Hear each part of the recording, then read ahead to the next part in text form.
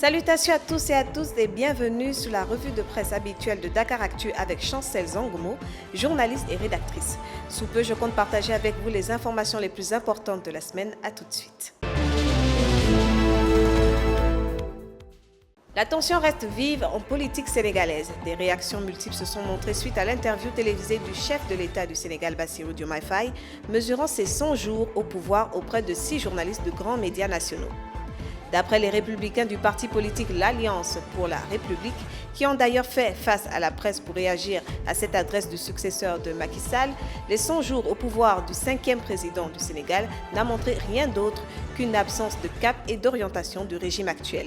Selon le porte-parole national de l'APR, Seydou Gueye, ce fut 100 jours d'incompétence, de bavardage, de reniement, de tâtonnement et de confusion de haut niveau. Il ajoute davantage, argumentant que ce fut 100 jours de bavardage, 100 jours sans vision, 100 jours sans projet, 100 jours sans baisse significative sur les prix de denrées de première nécessité, 100 jours de conspiration contre la magistrature, 100 jours de harcèlement de la presse et des entreprises du secteur privé. Les rugissements de récrimination à l'égard du président de la République ne s'arrêtent pas là. Sur le foncier, les déclarations du président Diomaye Faye relèvent du pur fantasme, toujours selon l'APR. D'après la formation politique, le régime tandem Diomaye Faye et Sonko sont animés par une volonté de mettre à mal les dignitaires de l'ancien président au peuple sénégalais, Macky Sall. Notre conviction est que pour des gouvernants, il faut une éthique de responsabilité et non celle de bouc émissaire, souligne Abdoubou. L'opposition se poursuit avec désormais l'intervention du coordinateur de la Confédération internationale des familles religieuses, M. Serine Modou Bossou Dieye, qui a admis face à la presse que son Excellence Diomaye Faye n'a pas été à la hauteur des attentes. Sa déception, dit-il, est d'autant plus grande lorsque ce dernier a essayé de défendre son mentor quant à la possibilité ou non pour ce dernier de tenir une DPG hors de l'Assemblée nationale alors que la Constitution en a décidé autrement. Il poursuit, la Constitution est la charte à laquelle toutes les autres lois ou principes doivent s'accommoder. À Touba, où il se trouve, le chef religieux et leader d'opinion regrette que le président de la République peine encore à se détacher de sa posture de militant d'Ousmane Sonko, qu'il appelle ironiquement Koromaki, qui veut le défendre bec et ongle par reconnaissance à un service rendu.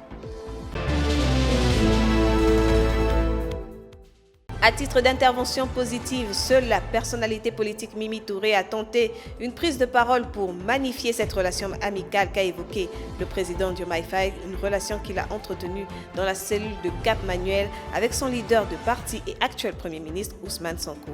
Selon l'ancien Premier ministre du président Macky Sall, le seul programme de l'opposition, c'est de faire divorcer Sonko et Diomaye, car le parti de l'Alliance pour la République n'a nullement connaissance du terme amitié. Ils sont toujours en guerre entre eux, entre responsables, confie-t-elle. Et puis, c'est le président Macky Sall qui attise les flammes de la guerre entre eux.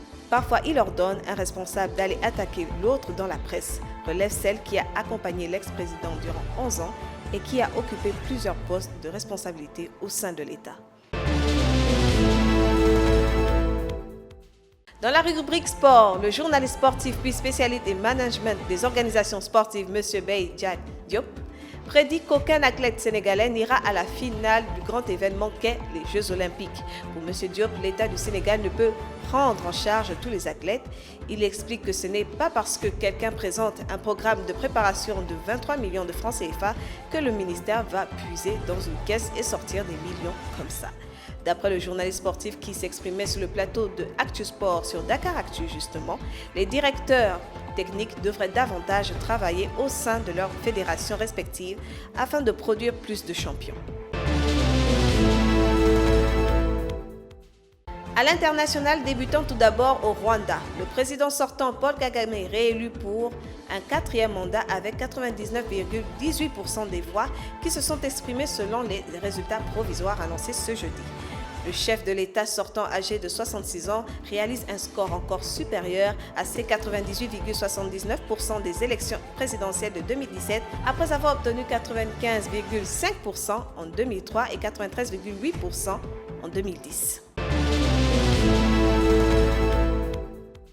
En En Gambie, il s'est entendu un énorme souffle de soulagement après le rejet officiel de ce lundi du Parlement du pays d'une proposition de loi qui aurait levé l'interdiction en vigueur depuis 2015 de l'usage de la mutilation et de l'excision féminine. Le texte présenté par le député Aminmen Djiba, dont le Parlement était saisi depuis le mois de mars, a provoqué une sérieuse division au sein de l'opinion publique. Après des affirmations de celui-ci clamant que l'excision est une pratique culturelle et religieuse profondément enracinée. Les groupes de défense des droits humains et les Nations Unies avaient exhorté les députés à rejeter la proposition de loi, soulignant qu'elle menaçait des années de progrès qui auraient fait de la Gambie le premier pays à annuler l'interdiction des mutilations génitales féminines. Aux États-Unis, l'ex-président américain Donald Trump, candidat républicain à l'élection américaine de novembre 2024, a été évacué samedi d'un meeting de campagne en Pennsylvanie, du sang visible sous son oreille après que des détonations ont été entendues. Le tireur présumé, un jeune homme âgé d'une vingtaine d'années, a été battu par le service de sécurité selon les premiers éléments de l'enquête. Le jeune homme n'avait pas de casier judiciaire ni d'antécédents psychiatrique. Il s'agit de Thomas Matthew Crook. Ce dernier était inscrit comme électeur républicain, mais avait, selon les investigations, donné quelques dizaines de dollars à des causes démocrates. C'était donc votre revue de presse avec Chancel Florence Zangomo sur Dakaractu. On se revoit la semaine prochaine. Passez un excellent week-end.